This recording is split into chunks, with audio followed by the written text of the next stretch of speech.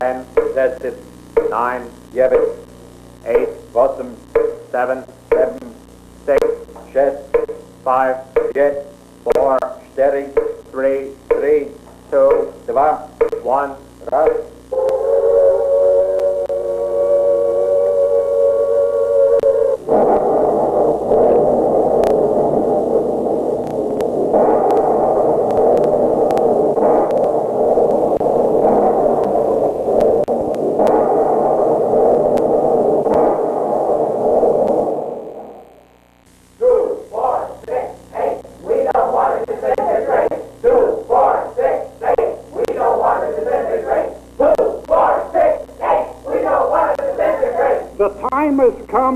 When we have to rid the world of the great immorality of war, and I believe that we are going to do it.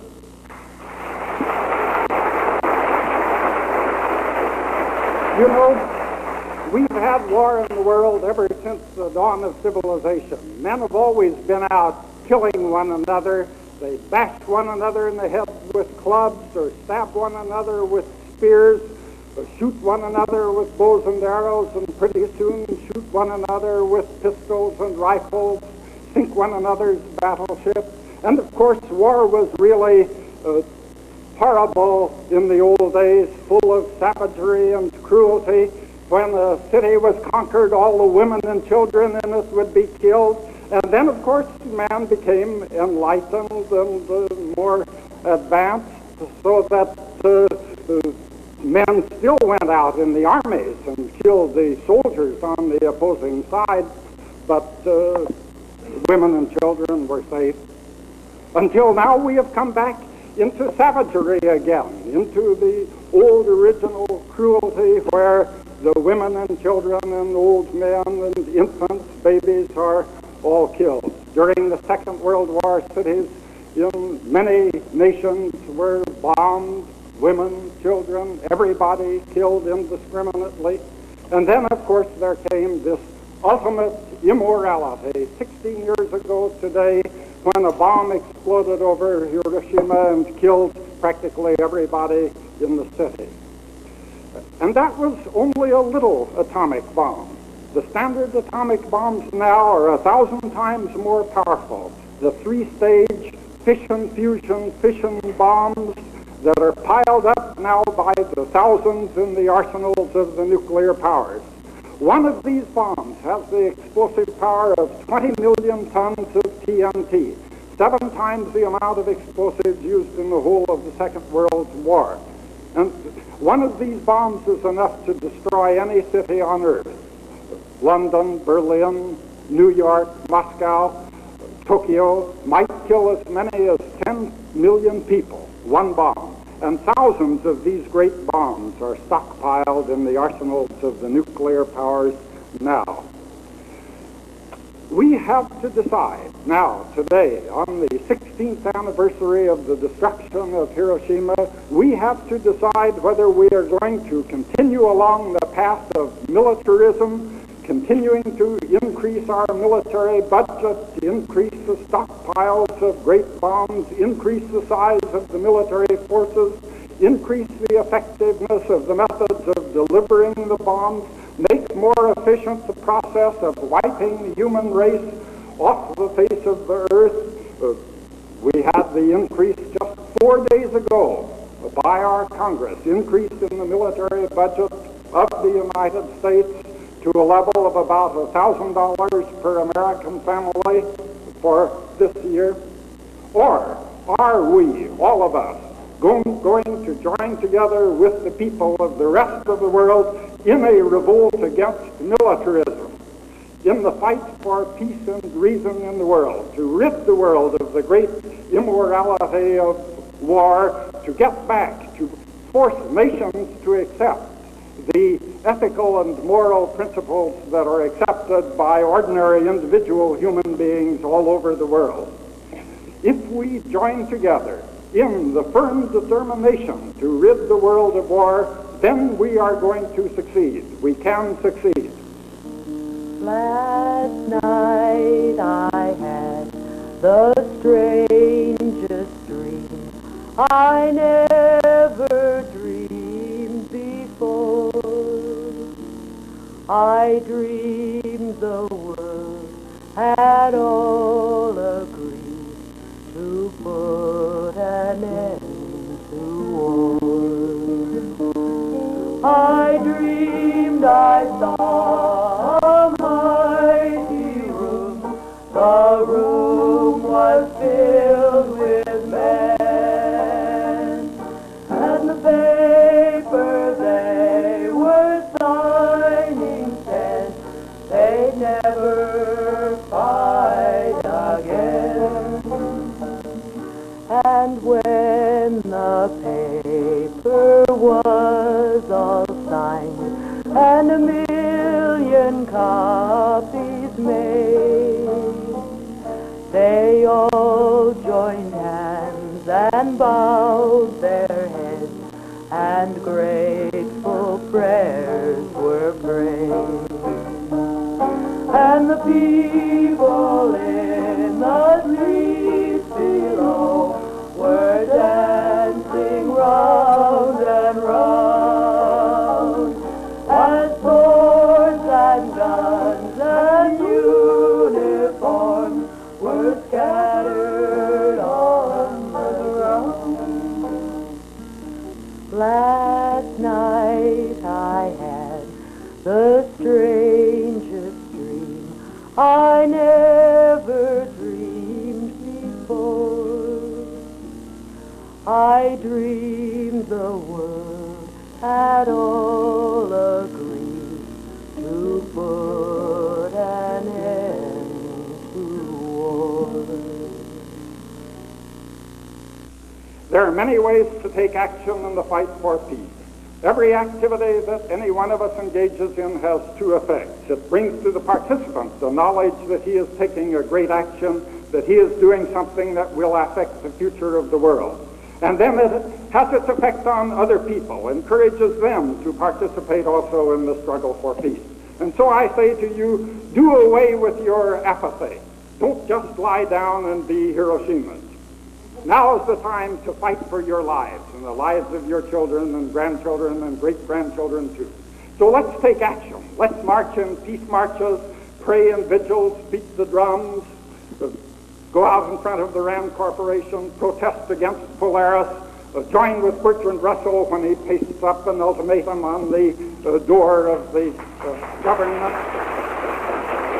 bombard the President, the Secretary of State, and our senators and even representatives. He stands with letters urging that they get some sense, come back to sanity. Then, even if we are vaporized, atomized Hiroshima, we'll know that we have done our duty as thoughtful, sane, and high-principled men and women and children. But I believe that we can win. Men and women, stand together. Do not heed the men of war. Make your minds up now or never. Ban the bomb forevermore. Don't you hear the eight-ball thunder echo like the crackle do? As they rend our skies asunder, mopping the earth anew. Do you want your homes to tumble, rise and go up toward the sky? Will you see your cities crumble? Will you see your children die? Men and women stand together to alleviate the mere war. Make your minds up now or never, and the dawn forevermore. Tell the leaders of the nation, make the whole wide world take heed. Poison from the radiation strikes at every race and creed. Must you put mankind in danger? Murder folk in distant land. Will you bring death to a stranger? Have his blood upon your hands. Men and women,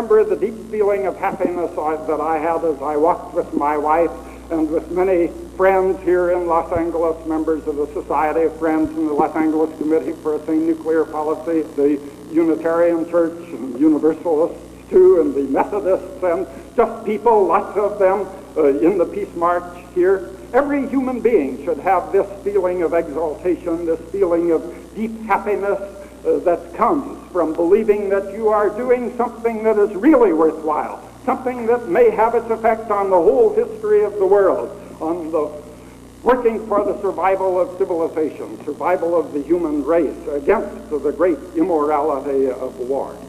You can see then why the scientists in 1957 decided to circulate a petition to ask the governments and peoples of the world to stop even the testing of nuclear weapons. And then it was decided to make this an international petition. And in January of 1958, my husband and I presented to the United Nations this petition, which was signed by more than 11,000 scientists from all over the world. Then you know too, because many of you signed our petition, which we circulated in January of 1961. This petition was against the spread of nuclear weapons, because we know, and many people know, that the more countries that have nuclear weapons, the greater the danger is to all of us. 16 years ago, there occurred the partition of Germany and occupation of Berlin by the four troops of the four powers, United States, Great Britain, France, and the USSR.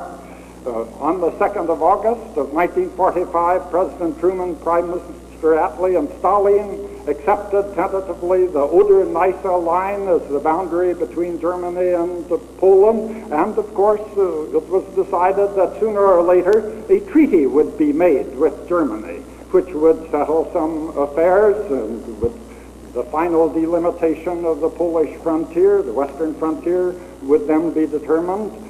Well, Russia has become more and more concerned about Germany, about the possible rearmament of Germany with nuclear weapons. And Russia wants to have a treaty made, a treaty that will ensure that there is not a remilitarized Germany that becomes a threat to the world again.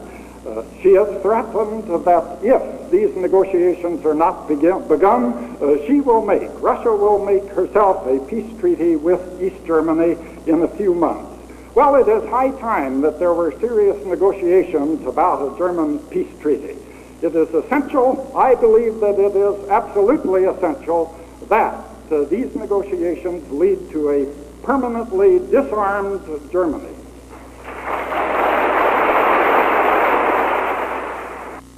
I believe that the great evil of war can be abolished from the world. I believe that disarmament can be achieved. I believe that it is possible to organize the world community on principles of freedom and justice under law and mutual trust. And I believe that it is the duty of every human being to act on this conviction with words and deeds aimed against war, against the spread of nuclear weapons, and towards disarmament and perpetual world peace. Thank you.